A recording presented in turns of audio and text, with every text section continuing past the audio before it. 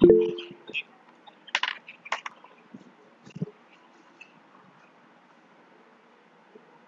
তাহলে শুরু করে দিচ্ছি।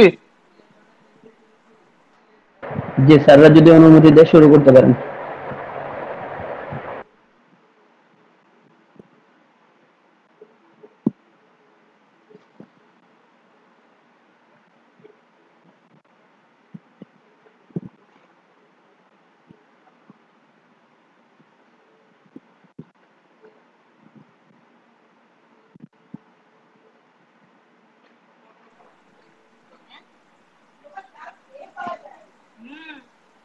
উপস্থিত সবাইকে হোমিও দর্পণ গ্রুপের আয়োজনে 423তম ক্লাসে স্বাগতম। আজ 16/6/22 ইংরেজি বৃহস্পতিবার আলোচনায় আমাদের সঙ্গে আসছেন ডক্টর মোহাম্মদ হামিম উদ্দিন স্যার। আলোচ্য বিষয় নার্ভাস সিস্টেম পার্ট 1। হামিম উদ্দিন স্যার বিএইচএমএস সরকারি হোমিওপ্যাথিক মেডিকেল কলেজ ও হাসপাতাল ও ডিএমইউ আলট্রা। আমাদের হামিমুদ্দিন স্যার একজন বিশুদ্ধ হোমিওপ্যাথিক চর্চার প্রশিক্ষক এবং চিকিৎসক, এবং আজকের সঞ্চালনায় আমি আছি ডাক্তার কল্যাণ ঘটক। আপনাদের কাছে একটা অনুরোধ যে আপনারা দয়া করে কেউ আনমিউট হবেন না, অর্থাৎ মিউটটা অন করবেন না, আর নিজের ভিডিওটা অন করবেন না। কারণ যখন একটা ক্লাস চলতে থাকে তখন এইগুলো অন করলে স্যারেদের খুব অসুবিধা সৃষ্টি হয়, ক্লাসটা খুব ডিস্টার্ব হয়ে যায়। আচ্ছা, আসছেন আমাদের আজকের আলোচক ডক্টর মোহাম্মদ হামিমুদ্দিন স্যার। স্যার আপনি শুরু করতে পারেন। আলহামদুলিল্লাহ ওয়াসসালাতু ওয়াসসালামু আলা রাসূলিল্লাহ আম্মা বাদ। জি আমি কল্যাণ স্যারকে প্রথমেই বলবো স্যার আমাকে শোনা যাচ্ছে তো না? একদম শোনা যাচ্ছে, পরিষ্কার শোনা যাচ্ছে। আচ্ছা ঠিক আছে স্যার, থ্যাংক ইউ। তো আজকে আমাদের সাথে যারা জয়েন করেছেন সবাইকে স্বাগত জানাচ্ছি আজকের আমাদের হোমিও দর্পণের গুরুত্বপূর্ণ এই ক্লাসে। আমাদের সিনিয়র স্যার আছেন, বিশেষ করে আমাদের পার্থ স্যার ও মুন্নাফ স্যার সহ অনেক স্যাররাই আছেন। আমি সবার প্রতি শ্রদ্ধা রেখে আমার আজকের আলোচনা আমি শুরু করতে চাই। আমরা আজকে নার্ভাস সিস্টেমের একটা প্রাইমারি আলোচনা আমরা আজকে করব ইনশাআল্লাহ। আসলে নার্ভাস সিস্টেম অনেক ভাস্ট, অনেক বড় এবং কমপ্লেক্স একটা সিস্টেম। আমরা যদি পুরো এই সিস্টেমকে আলোচনা করতে চাই আমাদের এক নাম্বার অনেকগুলো ক্লাস লাগবে, দুই নাম্বার হচ্ছে অনেক বেশি জটিল হয়ে যাবে আলোচনা। আমি আমার মতো করে সহজবোধ্য করে আমাদের যতটুকু প্রয়োজন মনে করেছি জেনারেলি এরকম একটা আলোচনা আমি রেডি করেছি। তারপর যদি কারো কোনো বিশেষ চাহিদা থাকে, চাওয়া থাকে, ডিমান্ড থাকে, দেন আমরা ওইভাবে করে শুরু করবো ইনশাল্লাহ। আমি আপনাদের কাছে সর্বপ্রথম এভাবেই শুরু করতে চাই যে আমাদের টোটাল একটা হিউম্যান বডি, আমরা যদি এটাকে একদম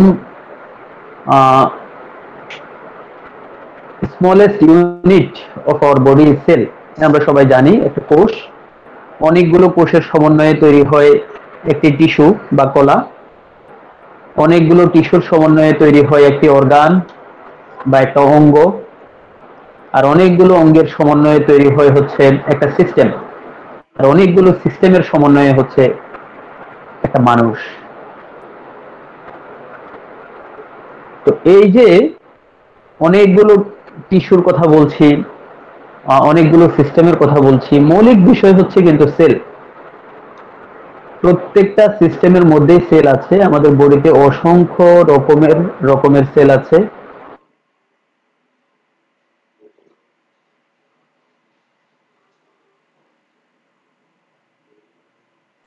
হ্যাঁ স্যার, আপনার কথাটা শোনা যাচ্ছে না। ওই টিস্যুগুলো হচ্ছে চার ধরনের: epithelial tissue, connective tissue, muscular tissue and nervous tissue. তো আমাদের আজকের আলোচনার একটা মৌলিক একটা সাইড নিয়ে আমরা আলোচনা করব, সেটা হচ্ছে নার্ভাস টিস্যু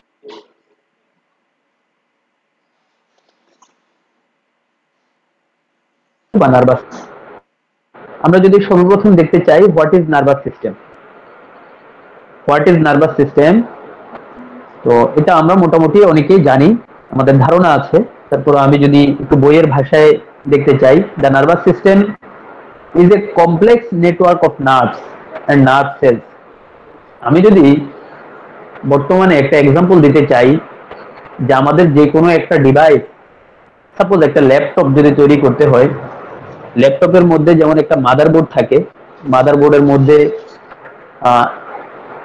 অনেকগুলো পার্টস থাকে, অনেকগুলো আইসি থাকে, অনেক কিছু থাকে।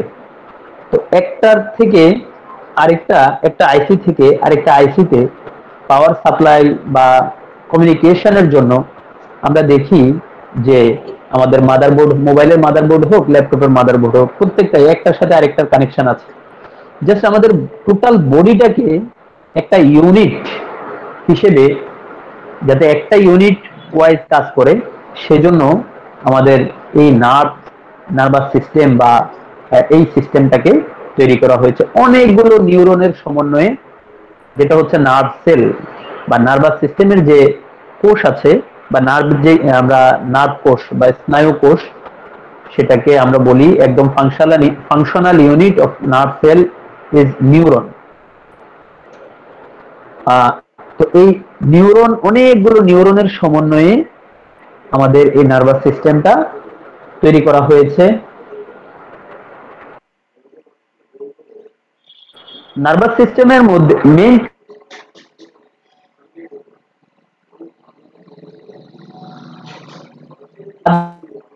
থেকে, একটা অর্গান থেকে বা একটা পার্ট থেকে, বডির একটা পার্ট থেকে আরেকটা পার্টে মেসেজ অর সিগন্যাল ক্যারি করা। যেমন ব্রেন থেকে একটা সিগন্যাল ক্যারি করে পেরিফেরিতে নিয়ে যাওয়া, বা পেরিফেরি থেকে একটা সিগন্যাল ক্যারি করে আবার ব্রেনে নিয়ে আসা, এটাই হচ্ছে নার্ভাস সিস্টেমের মৌলিক কাজ। তো এই নার্ভাস সিস্টেমটাকে আমরা যদি এভাবে চিন্তা করি যে এটার মেইনলি দুইটা পার্ট, একটা হচ্ছে সেন্ট্রাল নার্ভাস সিস্টেম আর একটা হচ্ছে peripheral nervous system. Central nervous system হচ্ছে কেন্দ্রীয় যেই স্নায়বিক যে আমাদের সিস্টেমটা আছে সেটাই, আদার্স হচ্ছে peripheral nervous system. So what is central nervous system? Central nervous system mainly brain এবং হচ্ছে স্পাইনাল কর্ড, এই দুইটি বিষয়ের সমন্বয়ে তৈরি, ব্রেন এবং হচ্ছে স্পাইনাল কর্ড। আচ্ছা, আমরা এই দুইটা বিষয় মোটামুটি জানি যে what is brain and what is spinal cord. তো আমি একটু যারা আছেন সবার কাছে রিকোয়েস্ট করব যে আমাদের যতটুকু আলোচনা আমরা করি একটু শোনার জন্য মনোযোগ দিয়ে। হয়তো একটু মানে বিশেষ করে অ্যালাইড সাবজেক্টে আমরা দেখি একটু আকর্ষণ কম থাকে, বিশেষ করে মেডিসিনের আলোচনা হলে যেভাবে সবাই আমরা শুনতে চাই, অর্গানের আলোচনা হলেও আমরা খুব কান ভরে শুনতে চাই, অ্যালাইড সাবজেক্টের আলোচনায় অনেক সময় দেখা যায় অনেকে মনোযোগ দিয়ে শুনে না।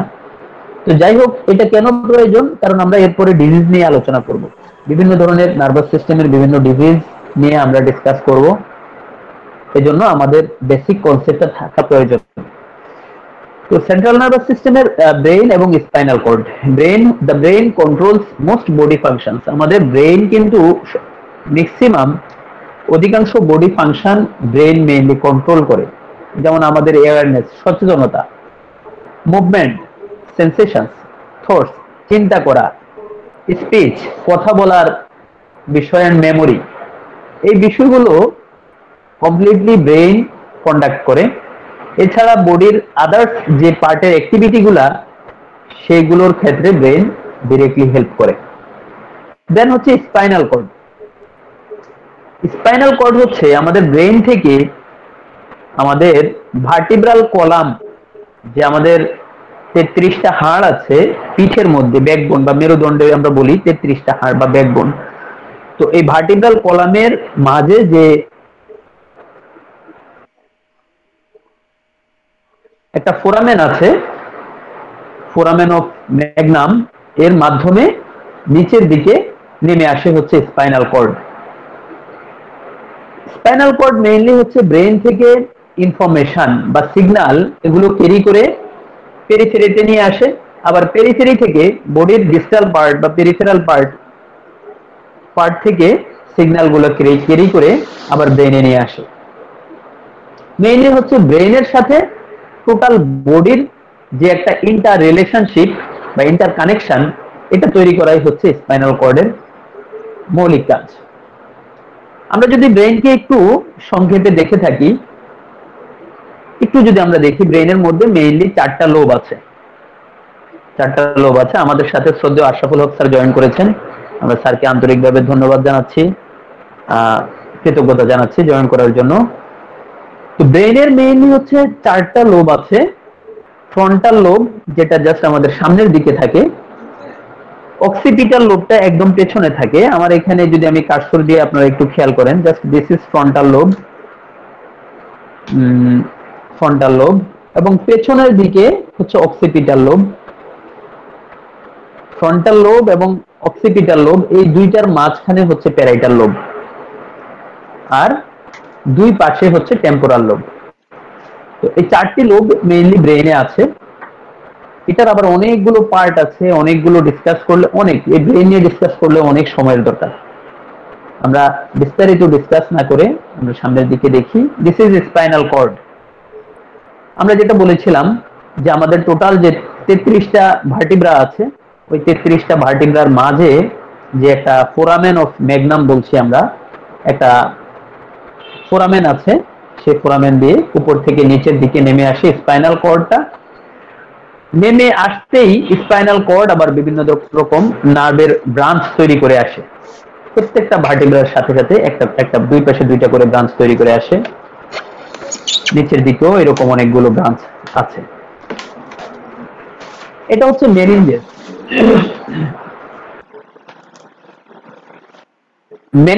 What is meninges? আমরা জানি যে এই ব্রেইনটাকে কভার করে, এটা যেহেতু খুবই সফিস্টিকেটেড এবং সফট অর্গান, আমাদের বডির খুবই ইম্পর্টেন্ট অর্গান, গুরুত্বপূর্ণ একটা অঙ্গ, সেজন্য এটাকে অনেক বেশি প্রোটেকশন দিয়ে মহান সৃষ্টিকর্তা আমাদের জন্য তৈরি করে রেখেছেন। এই মেনিনজেসটা হচ্ছে ব্রেনের কাভারিং।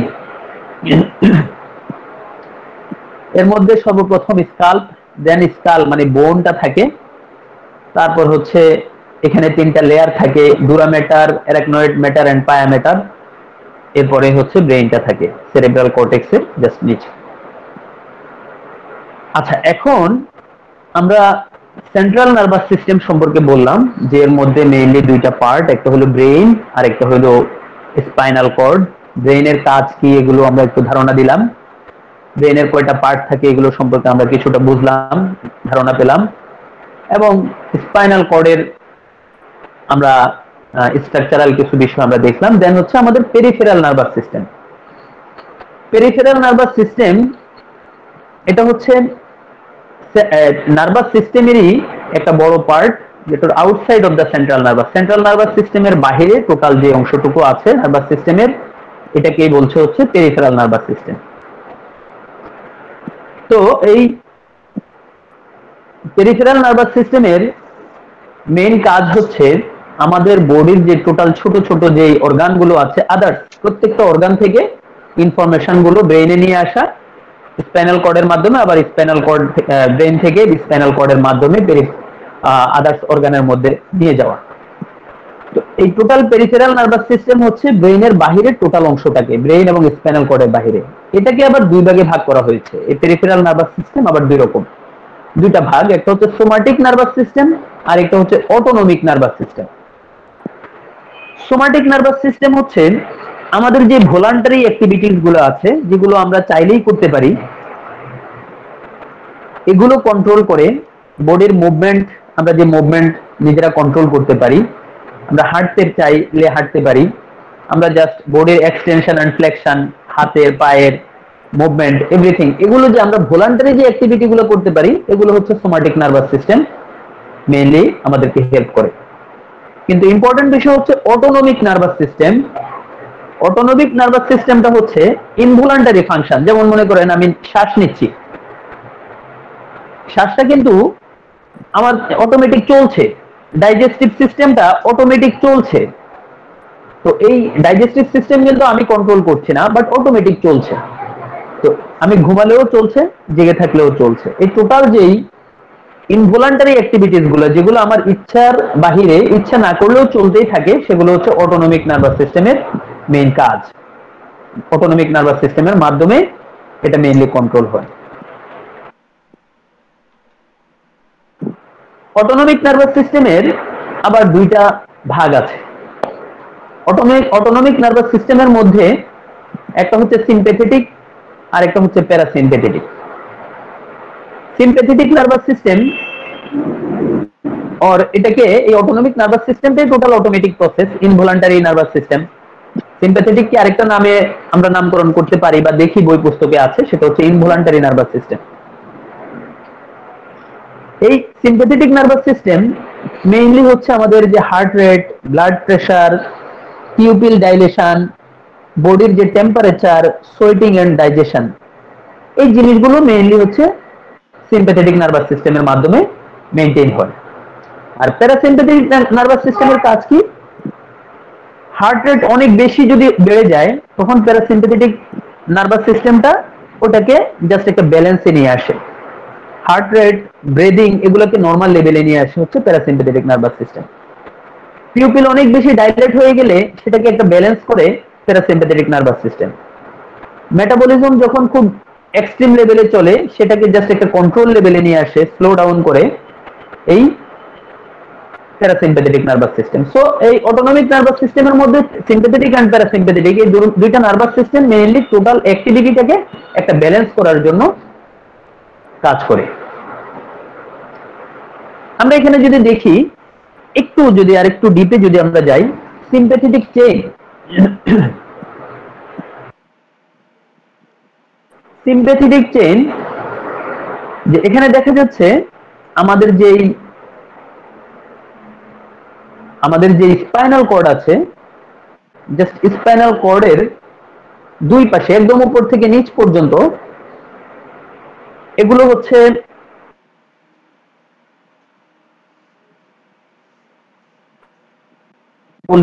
গ্যাংলিয়া। এই সিম্প্যাথেটিক চেইন টোটালি এরকম করে আমাদের বডিতে অনেকগুলো গ্যাংলিয়ার সমন্বয়ে সিম্প্যাথেটিক চেইনটা টোটালি আমাদের বডিতে কাজ করে।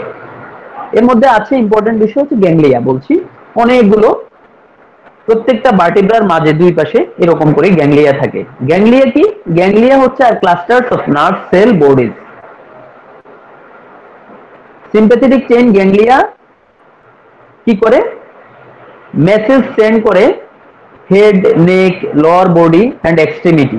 এই যে হেড, নেক, লোয়ার বডি, বডির যে নিচের অংশটা এন্ড এক্সট্রিমিটিস গুলোর মধ্যে যখন প্রয়োজন তখন মেসেজ ট্রান্সফার করে গ্যাংলিয়া গুলো।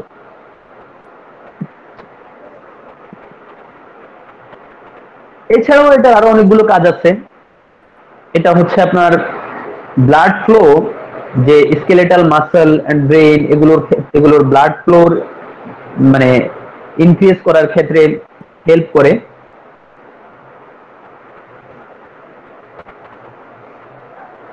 এছাড়া সিম্প্যাথেটিক চেইনের মধ্যে আমরা এখানে জাস্ট এই ছবিটার মধ্যে আরেকটু বড় করে দেখতে পারি। জাস্ট হচ্ছে প্রত্যেকটা ভার্টিব্রার দুই পাশে দুইটা করে গ্যাংলিয়া এভাবে করে জাস্ট নিচে পর্যন্ত আসছে। এর বাহিরেও এটাকে বলা হচ্ছে সিম্প্যাথেটিক চেইন গ্যাংলিয়া। এর বাহিরে দেখা যাচ্ছে এই স্টেশন গুলো দিয়ে টোটাল বডির কাজগুলো মেইনটেইন হয় না, এজন্য আরো কিছু স্টেশন, আরো কিছু কেন্দ্র মহান সৃষ্টিকর্তা আমাদের জন্য তৈরি করে দিয়েছেন। সেটা হচ্ছে coeliac ganglia, superior mesenteric ganglia, inferior mesenteric ganglia and adrenal ganglia. এটাকে বলা হচ্ছে কোলাটারাল গ্যাংলিয়া। এই যে সিলিয়াক গ্যাংলিয়ন বা superior mesenteric ganglion, inferior mesenteric ganglion, এগুলোকে আবার একসাথে বলে হচ্ছে কোলাটারাল গ্যাংলিয়া। তো এগুলো হচ্ছে যে অ্যাবডোমেন, পেলভিস এই জায়গাগুলোর মধ্যে হচ্ছে মেসেজ ট্রান্সফার করে। মেসেজ ট্রান্সফারের সাথে সাথে অ্যাবডোমেন, পেলভিস এগুলোর ব্লাড ফ্লোটাকে মেইনটেইন করে। কোথায় কখন ব্লাড ফ্লো বেশি লাগবে জাস্ট ব্রেনের সিগন্যালের মাধ্যমে ওই নির্দিষ্ট মানে জায়গায় ইনফরমেশন পাস করার মাধ্যমে ব্লাড ফ্লোটাকে মেনটেন করে, ডাইজেস্টিভ সিস্টেমটাকে মেনটেন করে,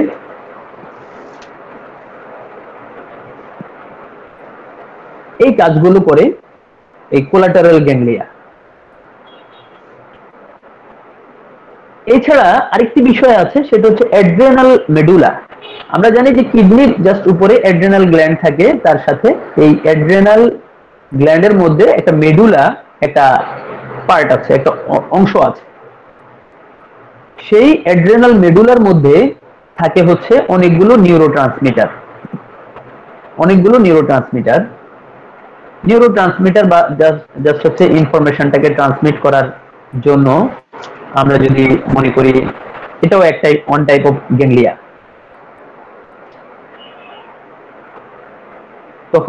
যখন প্রয়োজন হয় এই নিউরোট্রান্সমিটার বা আপনার হচ্ছে অ্যাড্রেনাল মেডুলা থেকে, তখন দেখা যায় ইপিনেফ্রিন, নর এপিনেফ্রিন, অ্যাড্রেনালিন ওর নর অ্যাড্রেনালিন নামেও নামকরণ করা হয়, এই হরমোনগুলো রিলিজ হয়। এখানে একজন ভাই আছেন তানজিলা নামে, আপনি ভিডিওটা কাইন্ডলি অফ করে রাখেন, আপনার ভিডিও অফ করে রাখেন তানজিলা। যারা ভিডিও অন করবেন কাইন্ডলি অফ করে রাখবেন ভিডিও, তাহলে না হলে আমাদের অসুবিধা হয়। আচ্ছা, আমরা মোটামুটি একটা বেসিক একটা কনসেপ্ট আমরা নিতে পারলাম আশা করছি। আসলে ডিসকাস করলে আরো অনেক কিছু করা যাবে। তো আমরা যখন আবার আমরা পার্টিকুলার ডিজিজ নিয়ে যখন আমরা ডিসকাস করব, তখন হয়তো কোনো পার্ট, স্পেশাল পার্টগুলো আরেকটু বিস্তারিতভাবে কথা বলার চেষ্টা করব। তো আমাদের এই functions of the nervous system, আমরা মোটামুটি ফাংশনস সবাই জানি। বডির যে কোনো জায়গায় কোনো ধরনের চেঞ্জ যখন হয়, এই চেঞ্জটাকে মনিটর করে হচ্ছে এই নার্ভাস সিস্টেম, এবং মনিটর করার মাধ্যমে সেই নির্দিষ্ট জায়গায় কি স্টেপ নিতে হবে, এই ইনফরমেশনটা ব্রেন থেকে আবার সেই নির্দিষ্ট জায়গায় পৌঁছিয়ে দেয় হলো নার্ভাস সিস্টেম। এছাড়া কনসাসনেস, থিঙ্কিং, মেমোরি এগুলো তো আছেই। হোমিওস্টেসিস, টোটাল বডির যে অ্যাক্টিভিটি, এই অ্যাক্টিভিটি গুলো মেইনলি হচ্ছে নার্ভাস সিস্টেম এবং হচ্ছে আমাদের এন্ডোক্রাইন সিস্টেম, এই এন্ডোক্রাইন সিস্টেম এবং নার্ভাস সিস্টেমের মাধ্যমে বডির যে হোমিওস্টেসিসটা কমপ্লিটলি মেইনটেইন হয়। আচ্ছা, আমরা যদি আরেকটু স্টেপ বাই স্টেপ একটু যদি দেখতে চাই, তাহলে এটা মোটামুটি আমাদের ডিসকাশন হয়ে গেছে আজকের এই এতটুকুর মধ্যে, এই চার্টটা, না হলে এটা আমরা নাই বলি। আচ্ছা, এরপরে আমরা চলে যাই হচ্ছে neuron. What is neuron? This is nerve cell, স্নায়বিক কোষ।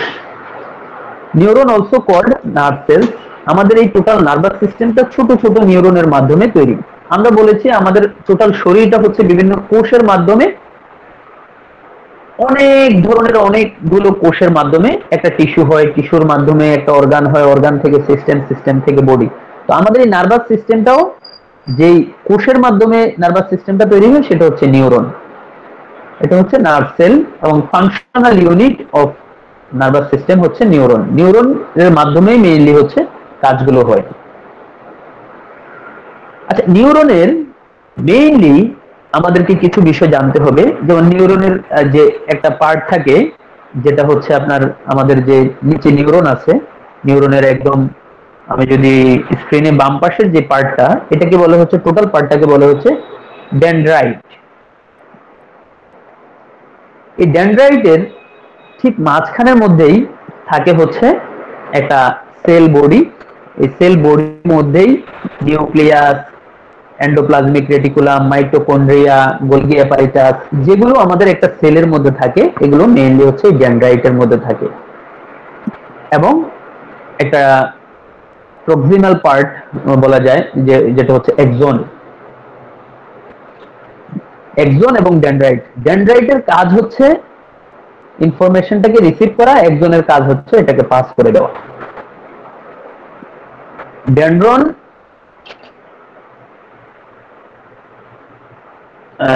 মানে কি করে, নার্ভ ইম্পালস জেনারেট করে, এবং হচ্ছে ডেনড্রন বা ডেনড্রাইট সেটাকে হচ্ছে সাপ্লাই করে বা কনভে করে to the sell body, toward the sell body.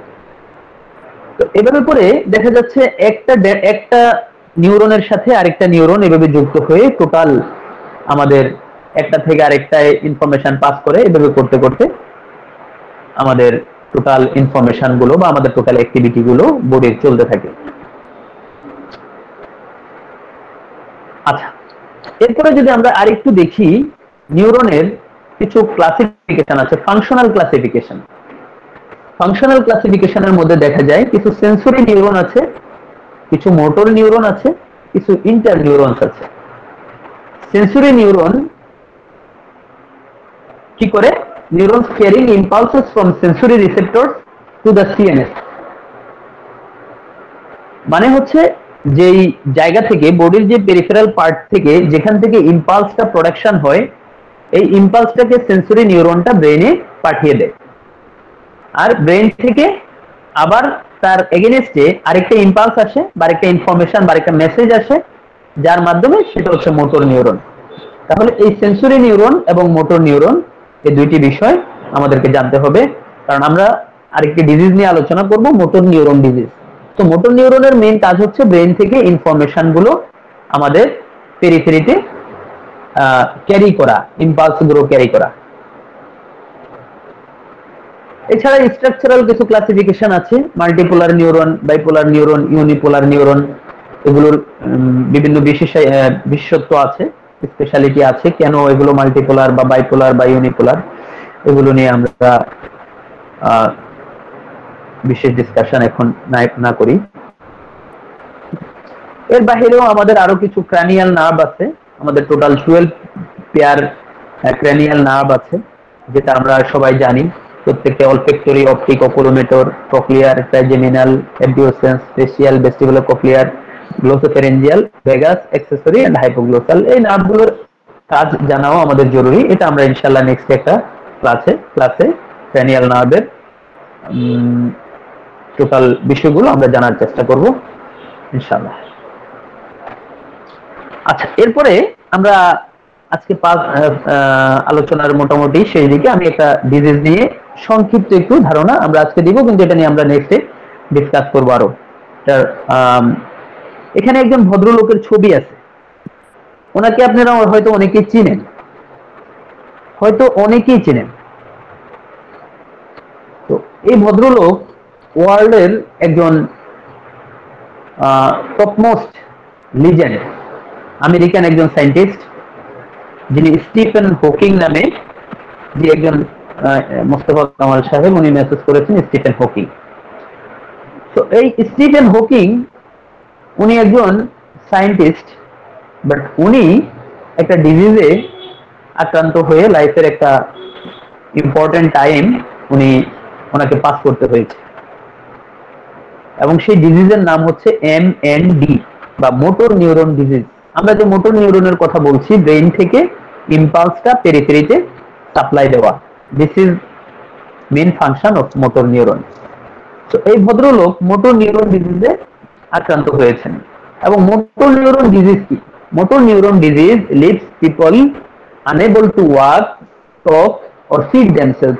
সে নিজে নিজে কথা বলতে পারবে না, হাঁটতে পারবে না, এবং হচ্ছে নিজে নিজে খেতে পারবে না, কিন্তু তার ইন্টেলেক্ট, তার যেই চিন্তা করার ক্ষমতা, বুদ্ধিবৃত্তি এন্ড দ্য সেন্স, তার সেন্স ইউজুয়ালি রিমেইন আনএফেক্টেড, এগুলো আনএফেক্টেড থাকে। আমরা দেখছি এই ভদ্রলোক এবং শেষ সময় পর্যন্ত কিন্তু সে এই দেখা যাচ্ছে সে কাজ করে গিয়েছেন, কারণ তার ইন্টেলেক্ট এবং সেন্স এগুলো কাজ করেছে। উনি অন্যের হেল্প নিয়ে বিভিন্ন ভাবে উনি চেষ্টা করে উনি অনেক কিছু করেছেন শেষ সময় পর্যন্ত।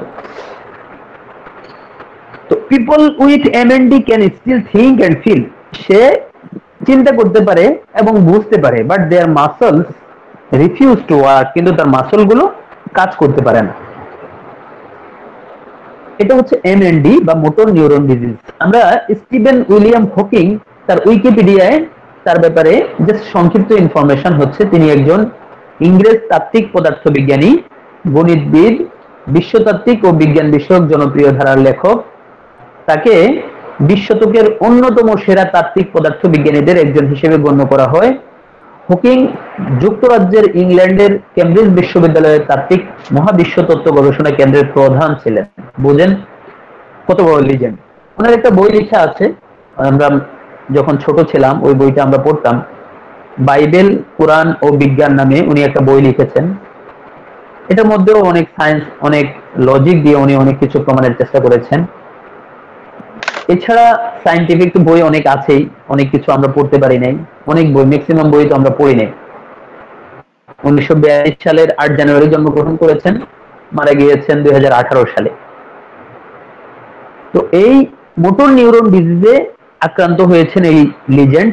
শুধু এই লিজেন্ড না, মোটর নিউরন ডিজিজে ইন্টারন্যাশনাল অনেক লিজেন্ড, আমরা গুগলে সার্চ দিয়ে আমি দেখেছি অনেক অনেক লিজেন্ড এই মোটর নিউরন ডিসঅর্ডারে আক্রান্ত হয়েছেন।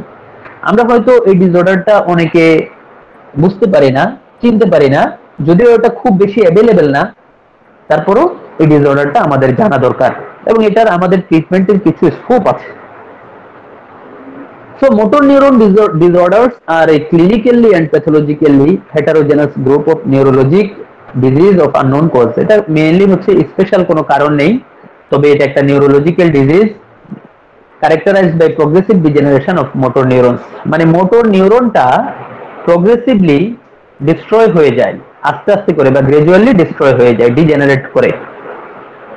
তো এই মোটর নিউরন আছে আমাদের বডিতে দুই সেট, তো হচ্ছে upper motor neuron, lower motor neuron.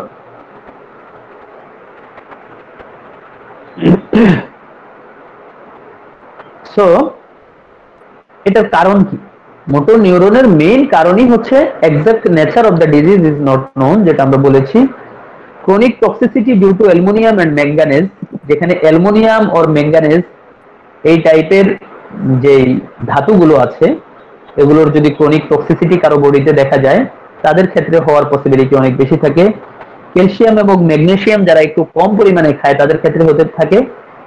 Slow virus infection, যে কোনো ধরনের ভাইরাস লং টাইম থেকে ইনফেক্ট করে রাখলে বডিতে এটা হতে পারে। আবার অটো ইমিউন ডিজিজও এখানে হতে পারে। এছাড়া ফ্যামিলি, যদি ফ্যামিলিতে কারো থাকে তাদের 5% ক্ষেত্রে দেখা যাচ্ছে এই মোটর নিউরন ডিজিজ হতে পারে। আর 95%ই আমরা যেটা বলছি অ্যালুমিনিয়াম, লেড, ম্যাঙ্গানেজ এগুলোর টক্সিসিটি বা আদার্স কারণগুলো বলছি। ক্যালসিয়াম, ম্যাগনেসিয়াম এগুলো যদি ঠিকভাবে আমাদের বডির, আমাদের যে খাবারের উপাদানগুলো আছে এগুলোর মধ্যে যদি না থাকে।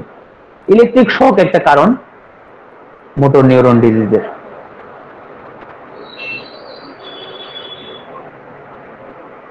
এখানে মেইন কারণ হয়, মেইন বিষয়টা হয় হচ্ছে সেরেব্রাল যে কর্টেক্স আছে, ব্রেন স্টেম আছে এন্ড স্পাইনাল কর্ড আছে, এগুলোর মধ্যে যেই আমাদের যে নিউরনের আমরা দুইটা পার্ট বলছি, একটা ডেনড্রাইট আর একটা হচ্ছে এক্সন।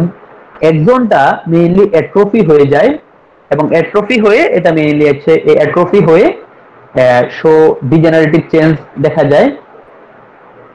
এই নিউরনটা যেই পার্টে, বডির যেই পার্টে এই নিউরনটা মেইনলি হচ্ছে ইনফরমেশন বা রেসপন্স করার কথা, সেই পার্টের মাসল গুলো দেখা যাচ্ছে আস্তে আস্তে করে অ্যাট্রফি হয়ে যায়। তো আমরা এই এমএনডি বা মোটর নিউরন ডিজিজের অনেকগুলো টাইপস আছে, তার মধ্যে সবচেয়ে কমন হচ্ছে অ্যামায়োট্রফিক ল্যাটারাল স্ক্লেরোসিস। 2 নম্বর বিষয় হচ্ছে progressive spinal muscular atrophy, primary lateral sclerosis, progressive bulbar palsy, pseudo bulbar palsy. আমরা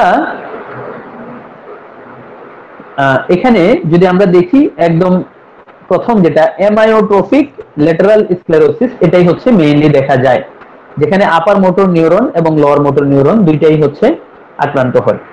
আমরা এই ছবিটা থেকে আপনাদেরকে বোঝানোর চেষ্টা করি, যদি এটা থেকে আপনারা একটু খেয়াল করেন, এখানে দেখা যাবে এই যে বাম পাশে যে ছবিটা আছে দিস ইজ নরমাল। এখানে দেখেন জাস্ট তার যে আর্মের মধ্যে মানে স্পাইনের যে পার্টটা আছে এটাকে জাস্ট হচ্ছে একটা ম্যাগনিফাইং গ্লাস দিয়ে দেখানো হয়েছে, যেখানে নিউরন গুলো খুবই ইনটেক্ট অবস্থায়, খুবই সুন্দর অবস্থায় আছে এবং এই ভার্টিব্রাল কলামের ঠিক মাঝামাঝি এটা মেবি থোরাসিক শেষ দিকে, হয়তো 10 or 11 থোরাসিক ভার্টিব্রা। এর পাশেই যে গ্যাংলিয়াটা আছে, গ্যাংলিয়া থেকে যে নার্ভ বা নিউরন মেইনলি হচ্ছে বডির যে আর্মের মধ্যে ইম্পালস জেনারেট করে, বা এই ইম্পালস জেনারেট করার মাধ্যমে এখানে nutrition, blood flow, everything maintain করে।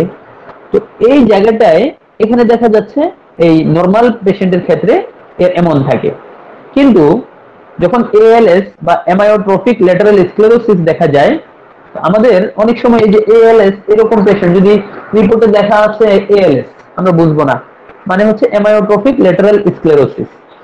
তো এখানে দেখা যাচ্ছে পাশের ছবিটার মধ্যেই তার নিউরোডিজেনারেশন, বা এখানের যে নিউরনটা আছে সেই নিউরনটা ডিস্ট্রয় হয়ে যাচ্ছে, তার ডেনড্রাইটটা ইনটেক্ট আছে, বাট এক্সনটা কলাপস বা অ্যাট্রফি হয়ে গিয়েছে। আমরা যদি এই ছবি থেকে আরেকটু দেখি, এখানে দেখেন normal nerve cells and muscles, একদম বাম পাশে দেখা যাচ্ছে নর্মাল নার্ভ সেলসটা কি রকম, জাস্ট উপরে হচ্ছে ডেনড্রাইট বা ডেনড্রন, আর নিচে হচ্ছে এক্সন। এই এক্সনটা খুব সুন্দর আছে, বাট তার পাশেই ডেনড্রনটা বা এক্সনটা একদম অ্যাট্রফি হয়ে গিয়েছে, থিন হয়ে গিয়েছে। আর থিন হয়ে যাওয়ার কারণে তার যেই ইম্পর্টেন্ট পার্ট বা রেসপন্সিবল পার্ট, যেখানে সে ইম্পালস জেনারেট করে বা ইম্পালস সাপ্লাই করে, সেই জায়গাটা অ্যাট্রফি হয়ে গিয়েছে। পাশের ছবিতে একই জিনিস দেখানো হয়েছে, একটা নর্মাল নার্ভ বা নর্মাল নিউরন সে কিভাবে ইম্পালস জেনারেট করার মাধ্যমে আমাদের বডির মেইন ফাংশনগুলো মেনটেন করছে, বাট এএলএস নার্ভ, যেটা অ্যামায়োট্রফিক ল্যাটারাল স্ক্লেরোসিস নার্ভ, যার মধ্যে দেখা যাচ্ছে এক্সনটা সেভাবে অ্যাট্রফি হয়ে গিয়েছে এবং মাসলটাও অ্যাট্রফি হয়ে গিয়েছে। এখন আমাদের কাছে পেশেন্ট আসে সর্বপ্রথম মাসল অ্যাট্রফি নিয়ে, আমাদের কাছে আসে, আমার কাছেও আসছে, আপনাদের কাছে হয়তো অনেকের কাছে আসে, মাসল অ্যাট্রফি নিয়ে আসে। তো মাসল অ্যাট্রফি নিয়ে আসলে কিন্তু আমরা এই বিষয়টা আমরা চিন্তা করতে পারি। তো আমরা এই অ্যামায়োট্রফিক ল্যাটারাল স্ক্লেরোসিস এই ডিজিজটা নিয়ে সংক্ষিপ্ত যতটুকু ডিসকাস করলাম এবং নার্ভাস সিস্টেমের বেসিক কনসেপ্টটুকু আপনাদের সাথে শেয়ার করার চেষ্টা করলাম। আমরা যদি এর বেশি আজকে আলোচনা করা যায়, কিন্তু না করাই ভালো মনে হয়। আপনারা যতটুকু শুনেছেন আশা করছি ততটুকু বুঝতে পেরেছেন। যদি কারো কোনো কোশ্চেন থাকে বা নেক্সট কোনো বিষয় থাকে তাহলে আমরা ডিসকাস করবো ইনশাআল্লাহ। আজকে আমার আলোচনা এতটুকুই। আসসালামু আলাইকুম ওয়া রাহমাতুল্লাহি ওয়া বারাকাতুহু। নেক্সট অংশটুকু আমাদের কল্যাণ স্যার, আমাদের আজকের যিনি সঞ্চালনার দায়িত্বে আছেন সম্মানিত কল্যাণ ঘটক স্যার, উনি কন্ডাক্ট করবেন। ধন্যবাদ হামিমউদ্দিন স্যারকে। এইবার আমরা আমাদের দ্বিতীয় পার্টে চলে যাব।